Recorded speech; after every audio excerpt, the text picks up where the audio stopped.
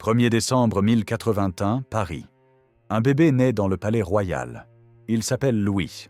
Son père Philippe Ier règne sur la France, mais il ne peut même plus monter à cheval. Trop gros. Sa mère Berthe de Hollande n'est pas mieux lotie. L'obésité les dévore tous les deux comme une malédiction familiale. Le petit Louis hérite de cette tare génétique. Dès l'enfance, il montre une corpulence inhabituelle. Mais contrairement à son père qui sombre dans la mollesse et la débauche, le jeune prince développe une énergie débordante. Il refuse de se laisser définir par son poids. Philippe Ier, son père, devient un cas d'étude sur la décadence royale. À 56 ans, il ne peut plus quitter son lit. Son corps massif l'emprisonne. Il répudie Berthe après 20 ans de mariage pour épouser Bertrade de Montfort, une comtesse qui provoque un scandale retentissant dans tout le royaume. L'Église hurle à l'adultère. Le pape l'excommunie. Philippe s'en moque. Il vit dans ses plaisirs, gavé de nourriture, incapable de gouverner. C'est dans ce contexte pathétique que Louis, encore jeune prince, doit prendre les rênes du pouvoir. Dès 1092, à 11 ans à peine, son père lui confie le comté de Vexin. À 15 ans, il commande déjà des expéditions militaires. À 20 ans, il gouverne de facto le royaume pendant que Philippe Ier s'empâte jusqu'à l'immobilité totale. Le 30 juillet 1108, Philippe Ier meurt enfin. Louis a 27 ans. Il fonce immédiatement vers Orléans, terrifié à l'idée que son demi-frère Philippe de Montlhéry lui barre la route vers Reims. Le sacre traditionnel ne peut avoir lieu. Qu'importe. Le 3 août 1108, il se fait couronner en urgence dans la cathédrale Sainte-Croix d'Orléans par l'archevêque de Sens. Louis VI est roi. Il hérite d'un royaume en lambeaux. Le domaine royal se limite à un territoire ridicule entre Paris et Orléans. Au-delà de 3 lieues de la capitale, le nouveau roi ne peut s'aventurer sans escorte armée. Des seigneurs brigands contrôlent les routes, pillent les monastères, rançonnent les voyageurs. La France n'existe que sur le papier. Louis VI mesure près de 2 mètres. Une taille de géant pour l'époque. Son corps impose le respect, mais aussi l'inquiétude. Il est déjà corpulent, avec une tendance marquée à l'embonpoint. Les chroniqueurs le décrivent comme gros dès sa jeunesse. Pourtant, ce colosse déploie une activité qui sidère son entourage. On le surnomme Louis qui ne dort, tant son énergie paraît inépuisable.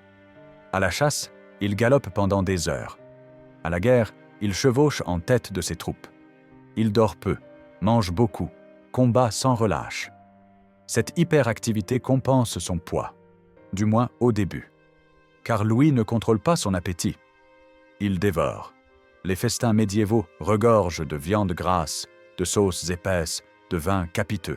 Les guerriers chasseurs comme lui avalent des quantités monstrueuses de nourriture pour soutenir leurs efforts physiques. Sauf que Louis en fait trop. Il chasse, il combat, mais il se gave aussi. Les années passent. Le roi gagne du poids. Beaucoup de poids. Sa silhouette s'alourdit. Ses habits royaux doivent être constamment élargis.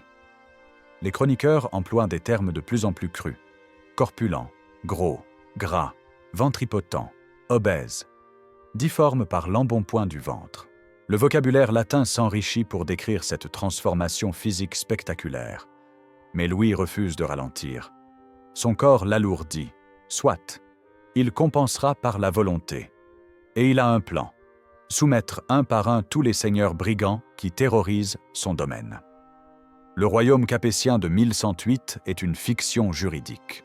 Le roi règne théoriquement sur tout le territoire français, mais dans la pratique, il ne contrôle qu'une bande de terre étroite. Les grands vassaux, ducs de Normandie, de Bretagne, de Bourgogne, comtes d'Anjou et de Champagne, se comportent comme des souverains indépendants. Pire encore, des petits seigneurs transforment leurs châteaux en nids de brigands. Ils pillent, violent, massacrent. Ils rançonnent les marchands sur les routes, dévalisent les monastères, torturent les paysans pour leur extorquer leur maigre production. Le Moyen-Âge est brutal, mais là, ça devient insupportable. Louis VI décide de nettoyer son domaine. Méthodiquement, château par château, seigneur par seigneur. Premier sur sa liste, Hugues du Puisaye. Ce baron contrôle un château stratégique en Beauce. De cette forteresse, il lance des raids dévastateurs sur les terres de l'Église et les domaines du comte de Blois. Il pille sans vergogne, s'attaque aux foires royales, dévore le pays environnant. En 1111, Louis rassemble une armée et assiège le château du Puiset. Les combats sont acharnés. Hugues résiste. Le roi doit revenir en 1112, puis en 1118. À chaque fois, le seigneur brigand se soumet temporairement, puis reprend ses pillages dès que l'armée royale s'éloigne. Ce n'est qu'après 3 campagnes épuisantes que Hugues du Puiset est définitivement vaincu. Un de ses alliés, Anceau de Garlande, trouve la mort lors de la dernière expédition. Deuxième cible, Thomas de Marle, seigneur du château de Coucy. Celui-là dépasse tout ce qu'on peut imaginer en matière de cruauté. Le chroniqueur Guibert de Nogent le décrit comme un monstre. Thomas torture, mutile, tue pour le plaisir. Ces expéditions punitives terrorisent toute la région d'Amiens. En 1115, le dimanche des Rameaux, Louis VI arrive à Amiens avec une armée. Il vient soutenir l'évêque et les habitants de la commune qui ont reçu une charte de liberté. Le père de Thomas, Enguerrand de Boves, refuse cette charte et envoie son fils détruire la ville. Louise assiège le Castillon, la forteresse qui domine Amiens. Durant le siège, une flèche traverse son haubert. Le roi survit, mais doit se retirer. La forteresse ne tombera que 2 ans plus tard. Thomas de Marle reprend ses activités criminelles. En 1114, Louis organise une véritable croisade contre lui, avec le soutien du légat du pape. Les prélats réunis en concile à Beauvais supplient le roi d'intervenir. Thomas perd plusieurs forteresses, Crécy, Nouvion, et doit payer des indemnités. Mais il recommence. Ce n'est qu'en 1130, après une ultime expédition royale, qu'il est définitivement neutralisé. Pendant 30 ans, Louis mène cette guerre d'usure contre les seigneurs de Montmorency et de Beaumont, contre Èble, II de Roussy qui attaque l'église de Reims, contre Guy le Rouge et son fils Hugues de Crécy de la famille de Montlhéry qui contrôle les routes entre Paris, Orléans et Melun, contre son propre demi-frère Philippe, seigneur de Mantes, en 1109. Le roi détruit les châteaux rebelles. Il confisque les terres. Il achète des domaines stratégiques, Corbeil, Montlhéry, Mantes. Le domaine royal s'agrandit. Les routes deviennent praticables. Les marchands peuvent circuler. L'économie reprend. Louis n'est pas un stratège génial. Il n'a pas l'intelligence politique de son petit-fils Philippe Auguste. Mais il compense par l'obstination. Il revient encore et encore. Il harcèle, assiège, négocie, combat. Il ne lâche jamais. Et surtout, il a un allié précieux, Suger, abbé de Saint-Denis. Suger naît vers 1081, probablement dans une famille modeste. Certains historiens pensent qu'il est fils de serf. D'autres estiment qu'il vient d'une petite famille de guerriers possédant quelques terres. Peu importe. Ce qui compte, c'est qu'à 10 ans, en 1091, son père le place comme oblat à l'abbaye de Saint-Denis. C'est là que tout se joue. Par un hasard extraordinaire, le jeune Suger partage les bancs de l'école abbatiale avec le prince Louis. Les 2 garçons étudient ensemble pendant quelques mois. Ils deviennent amis. Cette amitié durera toute leur vie. Suger est brillant, travailleur, ambitieux. Il gravit rapidement les échelons de la hiérarchie monastique. Il devient prévôt de Berneval en Normandie, puis prévôt de Toury en Beauce. C'est à Toury qu'il fait ses armes politiques. Hugues du Puiset menace les terres de l'abbaye. Suger appelle Louis VI à l'aide. Le roi intervient. Ensemble, ils combattent le seigneur brigand. En février 1122, alors qu'il revient d'une mission à Rome, Suger apprend 2 nouvelles. L'abbé de Saint-Denis est mort et les moines l'ont élu pour lui succéder. Cette élection s'est faite sans demander l'avis du roi. Louis VI est furieux. Mais rapidement, il comprend qu'il tient là un atout majeur. Il fait de Suger son principal conseiller. Suger n'est pas un saint. Bernard de Clairvaux, le célèbre abbé cistercien, le critique sévèrement pour son train de vie fastueux. Suger aime le luxe, les beaux objets, les cérémonies somptueuses. Mais il est aussi un gestionnaire hors pair. En quelques années, il quadruple les revenus de l'abbaye de Saint-Denis. Il devient l'un des hommes les plus riches et les plus puissants du royaume. Surtout, Suger a une vision politique. Il théorise la pyramide vassalique avec le roi au sommet. Il écrit que le roi est le premier entre ses pairs. Il rédige les grandes chroniques de France, l'histoire officielle de la monarchie. Il transforme Saint-Denis en nécropole royale, persuadant les Capétiens de se faire inhumer dans son abbaye plutôt qu'ailleurs. En 1124, quand l'empereur d'Allemagne menace d'envahir le royaume, c'est Suger qui organise la riposte. Il offre au roi l'oriflamme de Saint-Denis, la bannière rouge qui deviendra le symbole de ralliement national. Cette bannière flottera sur les champs de bataille français jusqu'à la défaite d'Azincourt en 1415. Suger accomplit aussi des missions diplomatiques. En 1137, c'est lui que Louis VI charge de conduire son fils, le futur Louis VII, à Bordeaux pour épouser Aliénor d'Aquitaine. Ce mariage apporte l'Aquitaine au domaine capétien. Un coup de maître. Entre Louis VI et Suger, la relation dépasse la simple alliance politique. Le roi appelle l'abbé son ami. Sur son lit de mort en 1137, Louis confiera la régence à Suger pour guider son fils. L'abbé continuera à servir Louis VII, assurant même la régence du royaume pendant 2 ans lorsque le jeune roi partira en croisade. Mais avant d'arriver à cette fin paisible, Louis VI doit affronter un ennemi autrement plus dangereux que les barons pillards, Henri Ier Beauclerc, roi d'Angleterre et duc de Normandie. Henri Ier Beauclerc est le plus jeune fils de Guillaume le Conquérant. Il a arraché le trône d'Angleterre à son frère aîné, Robert Courteheuse. C'est un homme intelligent, cultivé, impitoyable. Il contrôle l'Angleterre et la Normandie. Son empire englobe le bassin parisien. Dès 1109, Louis VI entre en conflit avec lui. Le roi de France soutient Guillaume Cliton, fils de Robert Courteheuse, contre Henri. Il lance des raids en Normandie. Henri riposte. La guerre devient une succession d'escarmouches, de sièges, de dévastations réciproques. Suger, dans sa chronique, juge sévèrement cette guerre. Cette guerre violente fut la cause d'une exécrable destruction d'hommes que vengèrent des représailles non moins funestes. Les populations civiles paient le prix. Les villages brûlent, les récoltes sont détruites. C'est une guerre d'attrition sans véritable vainqueur. Le 20 août 1119, les deux armées se rencontrent par hasard près de Brémul. C'est une bataille fortuite, non planifiée. Louis VI se fait surprendre. Ses troupes sont en infériorité numérique. Le combat tourne mal pour les Français. Le roi est contraint de fuir. Il se réfugie aux Andelys, humilié. Cette défaite marque Louis profondément. Mais il ne renonce pas. Il harcèle constamment les frontières normandes. Il soutient tous les opposants à Henri. Il cherche des alliances. À un moment, Louis va même jusqu'à défier Henri en duel. Il envoie un héros proposer un combat singulier entre les deux souverains pour régler leurs différends. Henri refuse poliment. Il sait que Louis, malgré son poids croissant, reste un combattant redoutable en corps à corps. Pourquoi risquer sa vie quand on peut gagner par la manœuvre politique? Louis VI comprend alors qu'il ne battra jamais Henri militairement. Il doit jouer sur un autre tableau, l'alliance avec l'Église et la mobilisation de ses vassaux. Cette stratégie va porter ses fruits en 1124, lors de la plus grande crise de son règne. Été 1124. Henri V, empereur du Saint-Empire romain germanique, envahit la France. Il avance avec une armée puissante jusqu'à Reims. Son objectif? Aider son beau-père Henri Ier Beauclerc à écraser définitivement Louis VI et à contrôler la succession du duché de Normandie. C'est une menace existentielle pour le royaume. L'empereur allemand dispose de forces considérables. Si Henri Beauclerc l'appuie depuis la Normandie, Louis VI sera pris en tenaille. Le royaume capétien pourrait disparaître. Louis VI réagit avec une intuition géniale.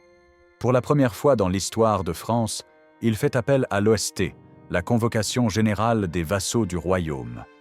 Et il ne se contente pas d'une convocation administrative. Il transforme cela en événement sacré. Il se rend à Saint-Denis. Dans l'abbaye, il saisit l'oriflamme rouge déposée sur l'autel. Cette bannière symbolise Saint-Denis, patron de la France. En la prenant, Louis fait de cette guerre une guerre sainte. Il ne défend pas seulement son royaume, il défend la chrétienté contre l'empereur hérétique. Le résultat dépasse toutes les espérances. De partout, les vassaux affluent. Raoul le Borgne, comte de Vermandois, cousin du roi. Hugues II, duc de Bourgogne. Guillaume IX, duc d'Aquitaine, le fameux troubadour. Charles Ier, comte de Flandre. Conan III, duc de Bretagne. Foulques V, comte d'Anjou. Hugues de Troyes, comte de Champagne. Guillaume II, comte de Nevers. Même Thibaut II, comte de Blois, pourtant en conflit ouvert avec le roi, répond présent. L'armée se rassemble à Reims. Elle est immense, des milliers de chevaliers, des milliers de fantassins. Les vassaux organisent 5 corps de bataille. Des convois de charrettes transportent du pain, de l'eau, du vin pour ravitailler les troupes. Des chirurgiens s'installent près du futur champ de bataille pour soigner les blessés. L'enthousiasme est tel que l'armée française franchit la frontière et massacre environ 2000 soldats impériaux qui avançaient en bande désordonnée. Et là, miracle. Henri V, empereur du Saint-Empire, prend peur. Il voit cette armée massive. Il apprend que dans son dos, la population de Worms s'est révoltée, a rétabli l'évêque sur son siège et s'est barricadée dans la ville. Ses effectifs sont restreints. Sa position est précaire. Le 14 août, sans même avoir combattu, Henri V fait retraite vers Metz. Il préfère subir la honte d'une défection plutôt que d'exposer sa personne et son empire aux représailles.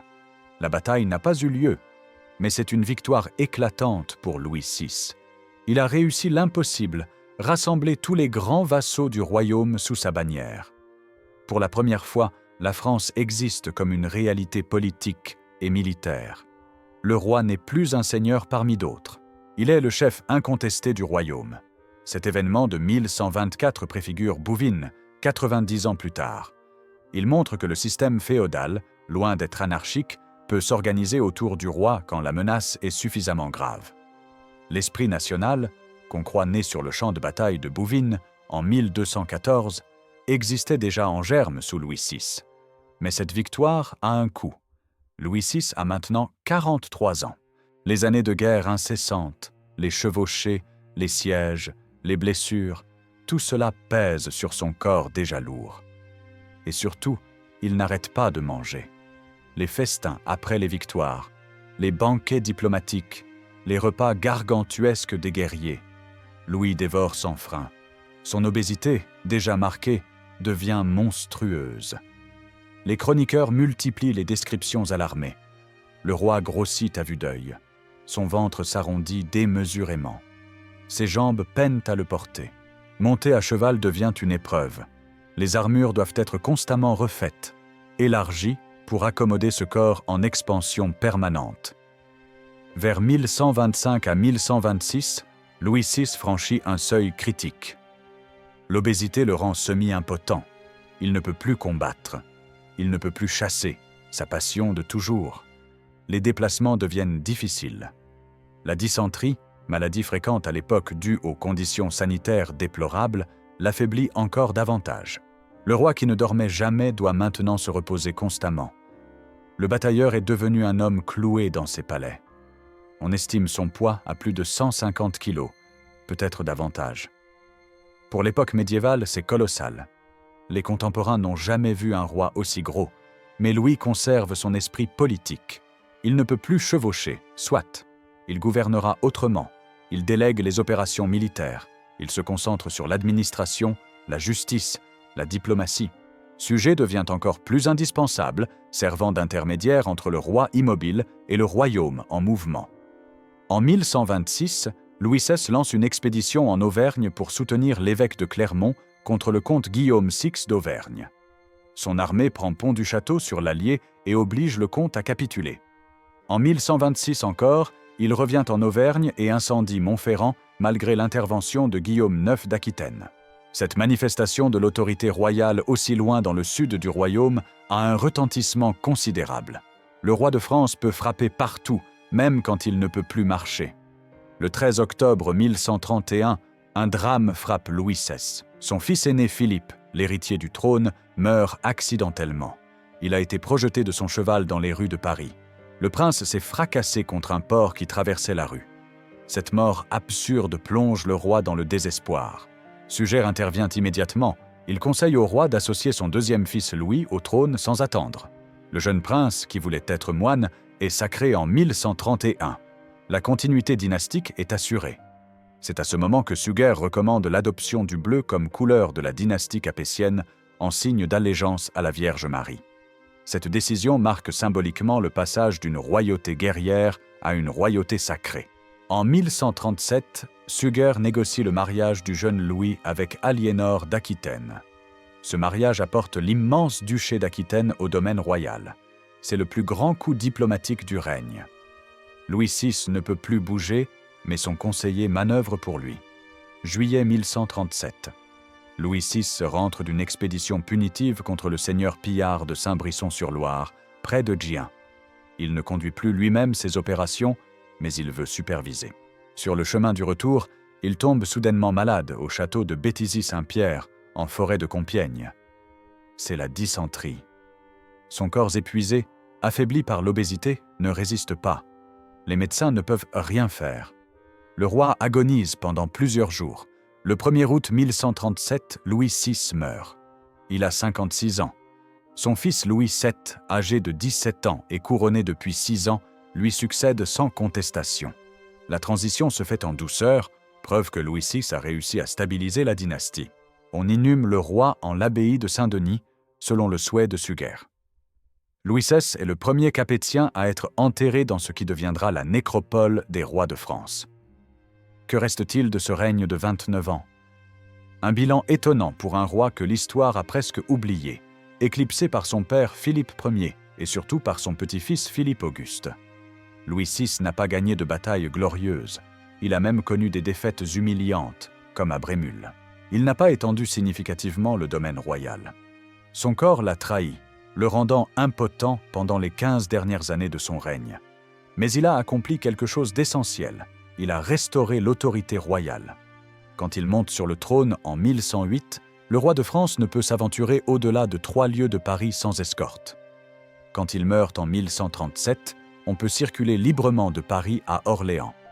Les routes sont sûres. Les brigands ont été matés. Le domaine royal s'est agrandi de territoires stratégiques. Louis VI a aussi créé une alliance durable entre la royauté et l'Église. Il protège les monastères, soutient les évêques, encourage les chartes communales qui émancipent les villes. Dès 1110, il octroie aux habitants des villes des avantages fiscaux et le droit de s'administrer sous la direction d'un maire. La charte de Loris en 1134 sert de modèle aux franchises communales ultérieures. Surtout, il a fait la démonstration en 1124 que le roi peut mobiliser l'ensemble de ses vassaux. Cette capacité à rassembler le royaume autour de sa personne est révolutionnaire. Elle pose les fondations de la monarchie capétienne triomphante du XIIIe siècle. Louis VI n'a pas l'aura de Philippe Auguste, le vainqueur de Bouvines. Il n'a pas le prestige de Saint-Louis, roi croisé et justicier. Même son surnom, le Gros, semble le condamner à la moquerie historique. Pourtant, sans Louis le Gros, il n'y aurait pas eu de Philippe Auguste. Sans la pacification du domaine royal, sans la restauration de l'autorité monarchique, sans l'alliance avec l'Église forgée par Louis le Gros et Suger, les Capétiens auraient pu disparaître comme tant de dynasties médiévales. Les historiens du XIXe siècle, obsédés par les grandes batailles et les héros conquérants, ont négligé Louis XVI. Ils cherchaient des Napoléons au Moyen Âge. Louis VI n'est pas un conquérant. C'est un organisateur, un pacificateur, un bâtisseur d'institutions. Son règne montre aussi que la grandeur politique ne dépend pas de l'apparence physique. Louis VI était obèse, difforme, incapable de marcher à la fin de sa vie. Et alors, il a gouverné efficacement jusqu'à sa mort. Son esprit politique compensait les faiblesses de son corps. Il y a quelque chose de profondément humain dans ce roi. Contrairement aux figures lisses et héroïques que l'historiographie nous présente souvent, Louis VI était un homme avec des failles évidentes. Il mangeait trop. Il grossissait de façon spectaculaire. Son corps le trahissait. Mais il ne renonçait jamais. Quand il ne pouvait plus combattre, il déléguait. Quand il ne pouvait plus chevaucher, il gouvernait depuis son palais. Quand son corps l'abandonnait, son esprit restait affûté. Cette résilience, cette capacité à s'adapter aux limitations physiques tout en maintenant le cap politique, voilà peut-être la vraie grandeur de Louis VI. Suger, son ami et conseiller, a écrit la biographie de Louis le Gros. C'est un témoignage irremplaçable sur la personnalité du roi. Suger ne cache pas l'obésité de Louis, il la mentionne explicitement. Mais il insiste surtout sur son énergie, sa justice, sa bonté.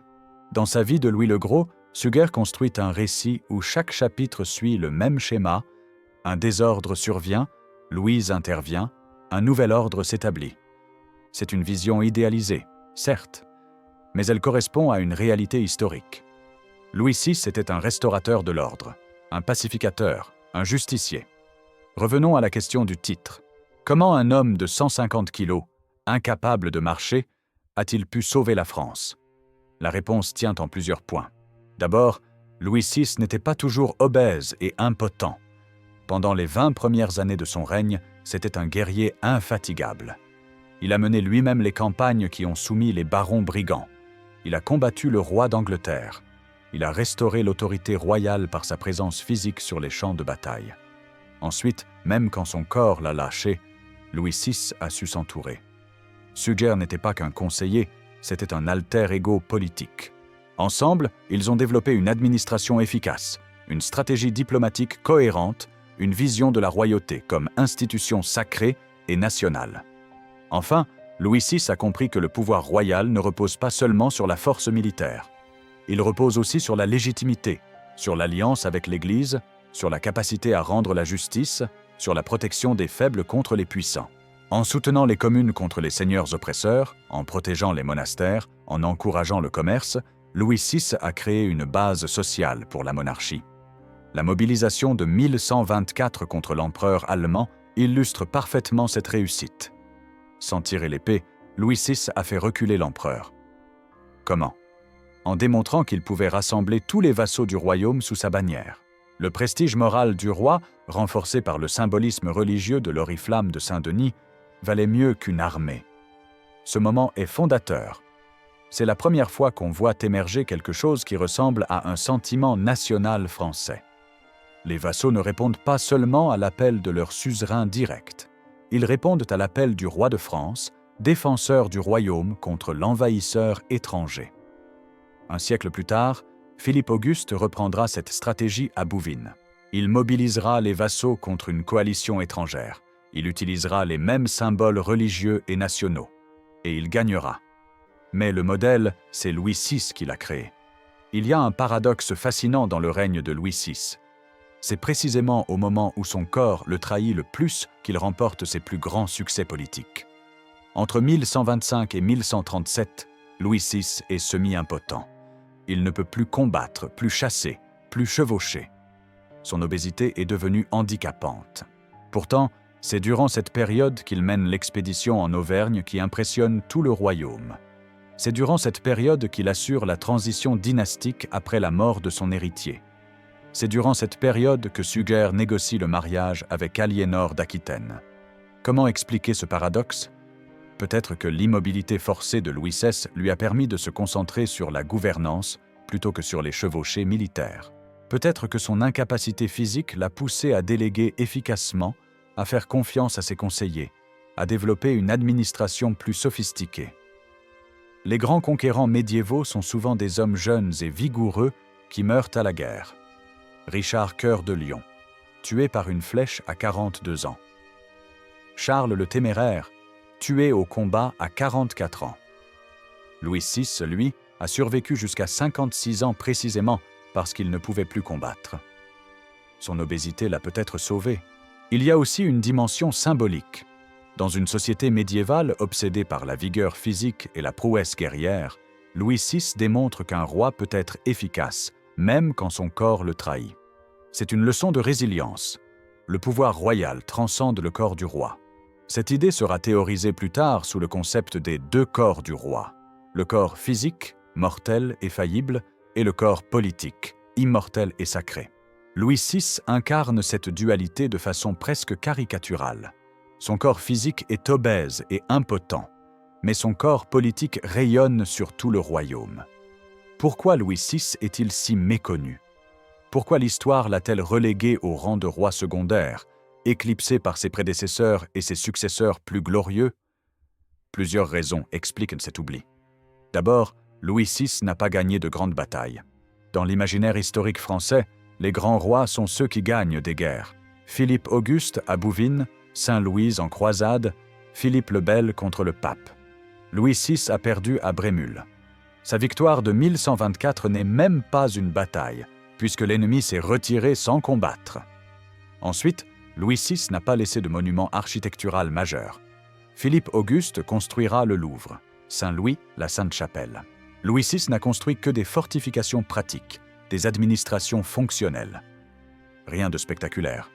Enfin, son surnom, le Gros, le dessert. C'est un sobriquet qui prête à la moquerie. Il évoque l'échec physique, la faiblesse, la gourmandise. Comparé à Auguste, celui qui a grandi, à Saint-Louis, ou même à Philippe le Bel, le Beau, le Gros semble pathétique. Pourtant, ce surnom reflète une réalité que les chroniqueurs ont jugée suffisamment remarquable pour la consigner. Dans une époque où la plupart des gens souffraient de malnutrition, où les famines étaient fréquentes, l'obésité était exceptionnelle. Louis VI était gros parce qu'il mangeait comme un guerrier tout en ayant hérité d'une prédisposition génétique à l'embonpoint. Les contemporains de Louis VI ne lui ont pas donné ce surnom par moquerie. C'était un constat factuel. Les chroniqueurs utilisent une variété de termes latins pour décrire son corps: corpulentus, crassus, grossus, pinguis, deformis, pinguitudine, ventris. Cette précision lexicale montre qu'il prenait le phénomène au sérieux. L'obésité de Louis VI était suffisamment rare et remarquable pour qu'on en parle, mais elle ne définissait pas l'homme. Les mêmes chroniqueurs insistent aussi sur son énergie, sa justice, sa bonté, son courage. Suger l'appelle son ami. Les textes mentionnent la douleur du roi à la mort de son fils Philippe. On voit un homme, pas un monstre de foire. Si on devait retenir une leçon du règne de Louis VI, ce serait celle-ci: la grandeur politique ne dépend pas de l'apparence physique ni des victoires militaires spectaculaires. Elle dépend de la constance, de la résilience, de la capacité à bâtir des institutions durables. Louis VI a restauré l'autorité royale par une guerre d'usure de 30 ans contre les barons brigands. Il a créé l'alliance durable entre la royauté et l'Église. Il a démontré que le roi pouvait mobiliser tout le royaume. Il a encouragé l'émancipation des villes. Il a agrandi le domaine royal. Il a assuré la continuité dynastique. Rien de tout cela n'est spectaculaire pris isolément. Mais cumulé sur 3 décennies, cela transforme un royaume faible en une monarchie solide. Philippe Auguste, son petit-fils, héritera de ses fondations et construira un empire. Saint-Louis, son arrière-petit-fils, héritera de cet empire et en fera un modèle pour toute la chrétienté. Sans Louis le VI, rien de tout cela n'aurait été possible. Il est le chaînon essentiel entre la faiblesse capétienne des premiers siècles et la grandeur capétienne du XIIIe siècle. Son obésité, loin d'être une anecdote, illustre son humanité. Louis VI n'était pas un surhomme. C'était un homme avec des failles, des faiblesses, des vices peut-être. Mais il a surmonté ses limitations pour accomplir sa mission. Quand son corps l'a lâché, il a trouvé d'autres moyens de gouverner. Quand il ne pouvait plus combattre, il a délégué. Quand il ne pouvait plus chevaucher, il a gouverné depuis son palais. Cette capacité d'adaptation, cette résilience face à l'adversité physique, cette détermination à accomplir sa tâche malgré tout, voilà ce qui fait la grandeur de Louis VI. Il a sauvé le royaume capétien non pas malgré son obésité, mais en surmontant son obésité. Dans un monde médiéval obsédé par la vigueur physique et la prouesse guerrière, Louis VI démontre qu'un roi peut être efficace même avec un corps qui ne suit plus.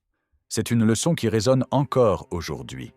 La grandeur ne réside pas dans l'apparence, mais dans la détermination et l'intelligence politique. Louis VI le Gros, 150 kilos, incapable de marcher pendant 15 ans, mais roi efficace pendant 29 ans. Voilà le vrai miracle de ce règne. Un corps brisé, mais une volonté intacte. Un roi qui ne pouvait plus combattre, mais qui a quand même sauvé la France en posant les fondations d'une monarchie forte. Quand Louis VI meurt en 1137, le royaume capétien est méconnaissable par rapport à 1108. Les routes sont sûres, le domaine royal s'est agrandi, l'autorité royale est reconnue, les vassaux obéissent, l'alliance avec l'Église est solide, la dynastie est assurée. Et tout cela, cet homme obèse et impotent l'a accompli. Non pas en dépit de ses faiblesses, mais en les surmontant jour après jour, avec l'aide de son ami Suger et la loyauté de ses vassaux. C'est peut-être le plus beau compliment qu'on puisse faire à Louis VI. Il était humain, trop humain, avec toutes ses failles. Mais il a été un grand roi quand même. La France lui doit une dette qu'elle a oubliée. Il est temps de la rappeler.